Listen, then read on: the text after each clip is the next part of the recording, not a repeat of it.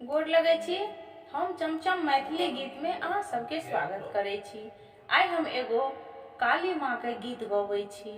अहाँ सब गोटा देखब और सुनब और कनियो नीक लागत तो हमर चैनल के सब्सक्राइब, वीडियो के लाइक जरूर कर देबै। प्रेम से बोलो जय काली माँ।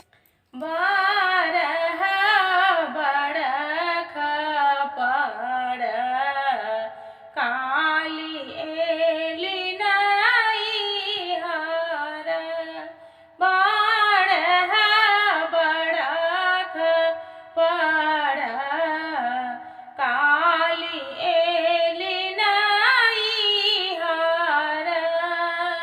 माहे दूर सा भवन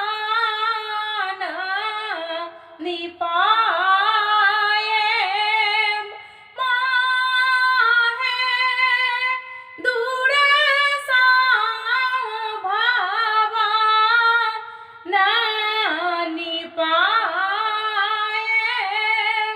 कोने रंग डोलिया माँ के, कोने रंग ओहरिया हे माहे, कोने रंग बाती सो कहारे।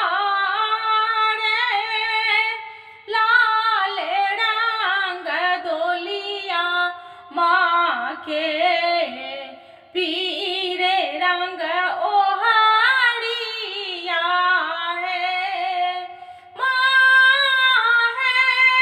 सबुज रंग बाती सो कहारे। माहे सबुज रंग बाती सो कहारे। एक कोस गेली काली, दूही कोस गेली हे।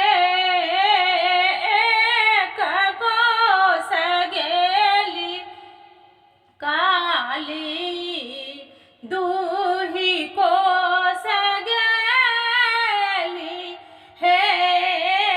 माहे तेसर कोस लागल पियासे।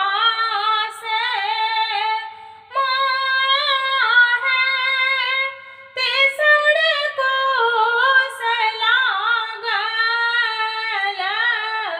पियासे।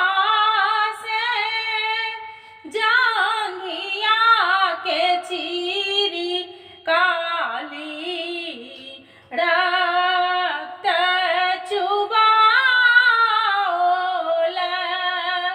माहे ताही लाय रखलनी